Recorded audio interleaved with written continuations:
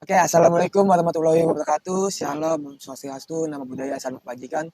Halo semuanya, kenalin nama saya Hafid Badawi. Saya dari Institut Media Digital MTech. Dan kali ini saya kedatangan tamu spesial, yaitu ahli panjat tebing sekaligus pelatih panjat tebing. Boleh kenalin siapa namanya siapa? Atudi. Pak Patudi. Bapak Patudi memulai karir panjat tebing ini dari kapan, Pak? Dan karena apa? Waktu itu saya masuk SMA 8. Di salah satu ekstrakurikuler ada pencinta alam, Cinta alam. namanya Puapala. Saya masuk Puapala. Saya senang karena orangnya kompak. Stilnya anak-anak gunung deh, benar. Itu yang saya suka. Selain kompak, mereka persaudaraan tinggi. Itu yang saya suka. Di situ saya masuk.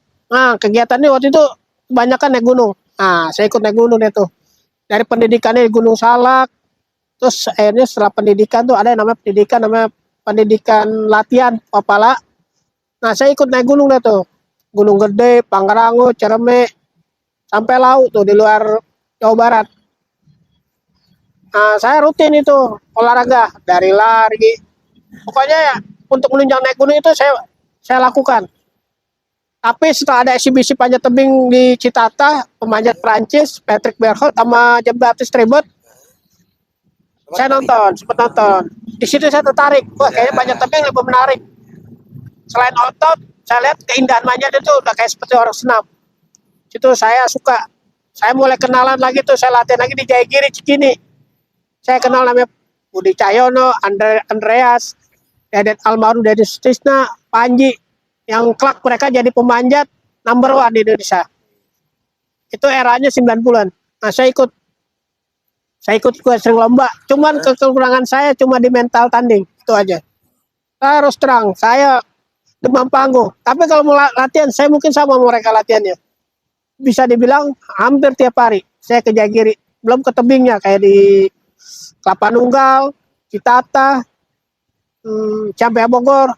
Itu jalur-jalur sulit, saya coba semua. Walaupun ada yang belum bisa jatuh, tapi sebagian saya bisa. Di situ namanya sport climbing. Selain sport climbing, saya juga latihan artificial climbing. Artificial climbing itu biasa pakai alat. Alat kita bawa semua, kayak pengaman, sisip, perencok. Nah, itu sebenarnya risiko lebih tinggi daripada sport climbing, karena sport climbing pengaman udah kepasang. Udah pasang. Kalau artificial climbing itu kita bawa sendiri dari bawah, benar-benar murni. Kita pasang sendiri berarti. Masak sendiri. Resiko lebih gede. Kalau kita salah pasang, lepas. Dan kita juga harus belajar upper belay. Kalau sampai di atas, ngebelai teman kita dari bawah, naik, ngebersihin jalur, namanya sweeper lintasan. Itu harus bisa kita. Jadi seorang pembalap bukan hanya bisa manjat, tapi juga bisa mengamankan temannya. Istilah belayer. Itu semua saya pelajarin. Alhamdulillah saya sempat dipercaya untuk ngajar beberapa kampus seperti Stan, Yarsi, walaupun berapa kali, walaupun cuma sekali 2 kali. Yarsi, Stan, terus SMA 8. Kalau SMA 8 saya mau udah rutin tuh. Sejak alumni aja, sebelum alumni aja saya udah udah ngajar, pelatih climbing. Dan emang bener Pak, buat kita manjat tebing itu butuh mental yang kuat. Iya. Ya. Mental. Karena emang lebih susah melatih mental daripada melatih daripada fisik. Iya, benar, mental. Manjat tebing itu awal juga saya takut ketinggian, tapi karena kita keseringan latihan, ya jatuh bangun lah istilah orang. Itu terlatih sendiri. Kita terlatih sendiri, percaya diri kita akan naik. Ya dari mulai kita lihat tali kita, karabiner, pengaman, itu karena kita sering latihan kita tahu. Jadi kita tahu kemampuan kita. Oh ini bisa atau enggak? Itu aja. Dan Bapak karena emang banyak tebing, Bapak pernah jatuh atau gimana? Oh jatuh sering kalau latihan. Ya dari besot-besot. Cuma kan ada bela ya temen ngamanin. Oh iya. Ajar lah saya jatuh. Malah bisa dibilang terakhir saya jatuh di wall climbing SMA 8. Itu fatal banget. Terus terang kesalahan saya karena saya nunjuk belayer yang gak berpengalaman. Walaupun dia manjatnya bisa dibilang berpengalaman. Tapi mungkin karena jam terbangnya untuk belayer atau mengaman kurang. Itu saya hampir sampai bawah. Untung aja waktu itu nimpa pohon terus ada tembok dan nggak sampai bawah. ya sempat sih sakit badan. Ya itu lah resiko panjat tebing. Iya. Tapi untuk di Indonesia ini Pak, kan jenis panjat tebing itu emang banyak. Banyak. Iya. Jenis panjat tebing yang paling diminati sama orang-orang Indonesia apa Pak? Sport climbing sekarang. Sport kan.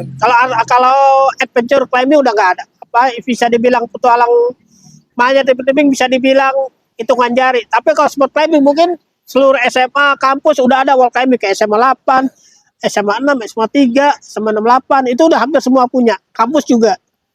Karena mungkin biayanya nggak harus keluar kota, terus perlengkapannya, pengamannya itu lebih bisa dibilang lebih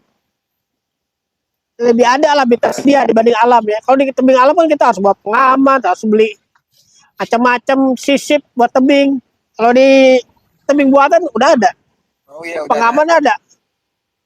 Lebih ringkas dan bisa dibilang waktu juga. Karena kalau kita ke tebing alam kita harus nginep. Nggak mungkin kita pulang Iya. jarang. Kalaupun ke pulang paling nggak berangkat pagi, sore baru bisa pulang. Tapi dulu Bapak buat menanggulangi rasa mental Bapak yang down itu kayak gimana Pak? Saya sempat jatuh takut, tapi saya lama terus terang saya percaya takdir. Maka saya latih lagi. Saya cari kelemahan saya. Oh saya kalau begini lebah, oh harus begini ngatasinnya. Timbul percaya diri. Ya sering berlatih aja.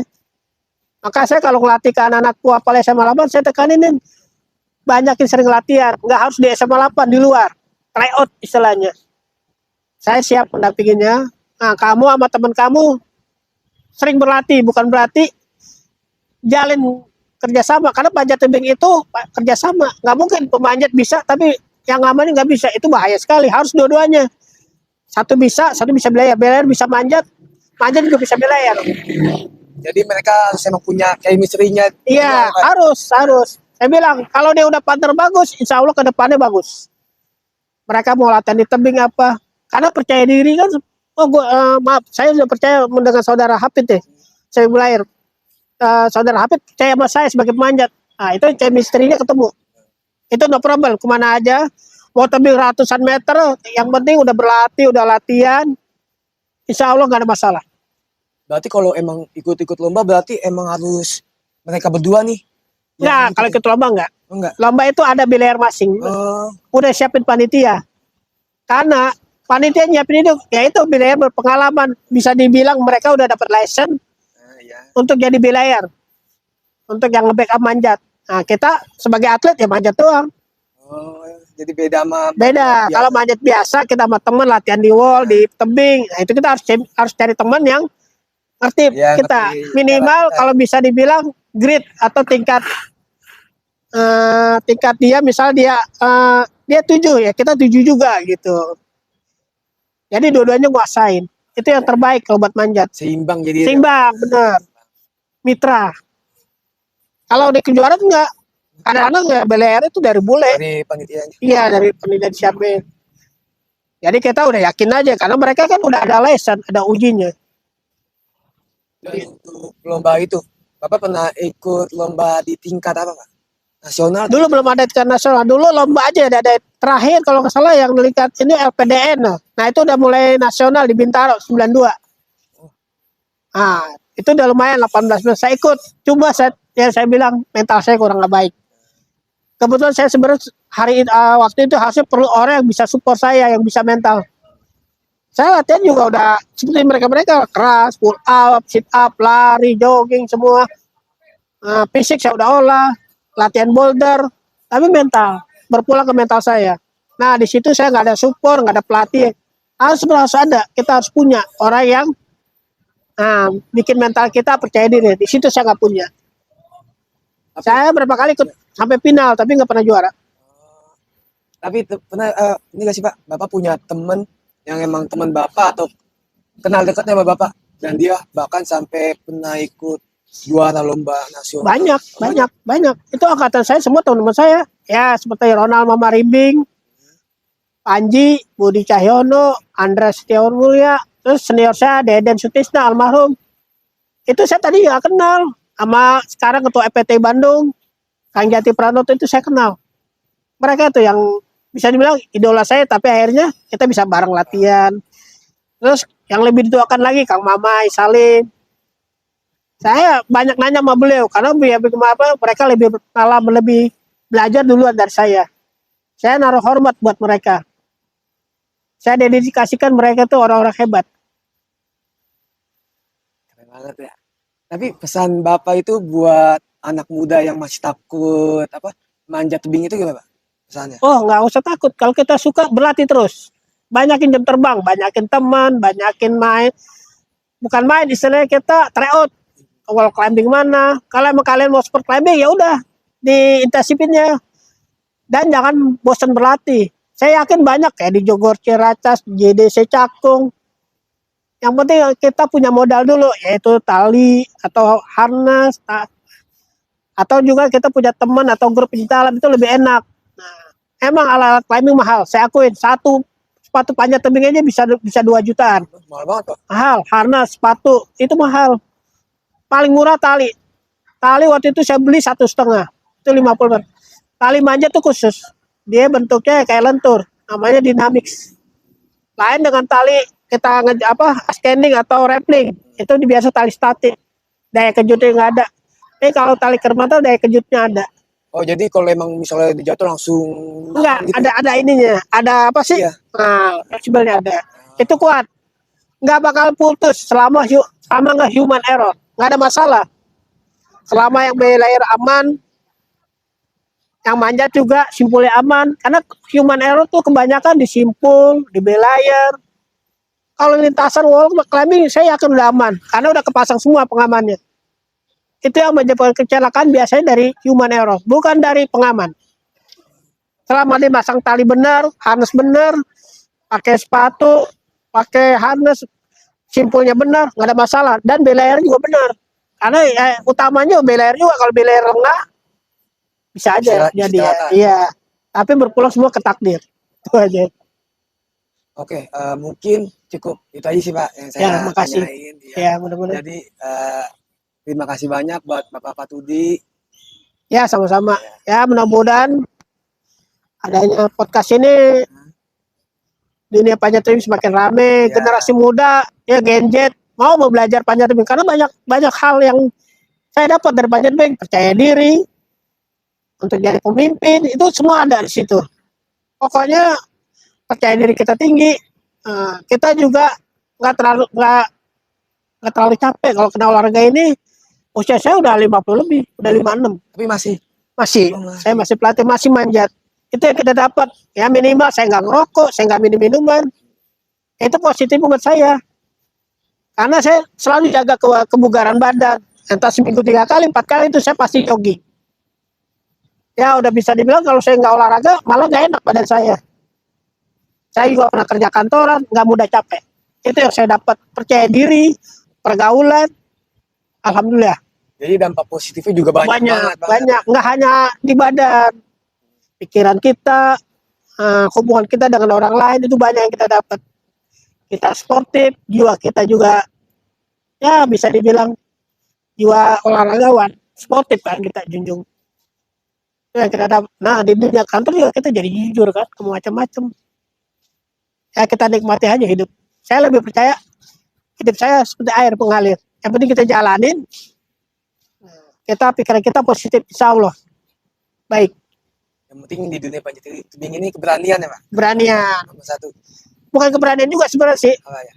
Percaya diri timbul. Ya. Sering berlatih aja, nggak usah serem lah. Ya saya wajar awal manjat saya penakut. Lihat 5 meter ke bawah aja takut. Tapi karena saya senang, lama-lama timbul berani, percaya diri. Apalagi teman saya juga sehari-hari memanjat ratusan meter, mau 200 meter, problem buat saya. Selama pengamannya safety dan sesuai dengan ketentuan ada. Ya prosedur federasi panjat tebing, oh ini aman alat, ya udah kita pakai. Karena sesuatu itu ya alat juga kan mendukung. Bisa dibilang wajib buat orang pemanjat tebing itu mengetahui itu kekuatan alat, harusnya nggak bisa dipakai, harusnya waktunya dilepas, harusnya udah kalau di gudang lah. Itu aja sih. Oke guys, jadi cukup menarik perbincangan kita hari ini oleh pelatih sekaligus ahli panjat tebing. Dan sekian Insya Allah. dari saya dan juga Bapak Dudi. Ya, terima kasih. Pak. Sama-sama. Bilang ini Taufik Walidaya. Wassalamualaikum warahmatullahi wabarakatuh. Waalaikumsalam.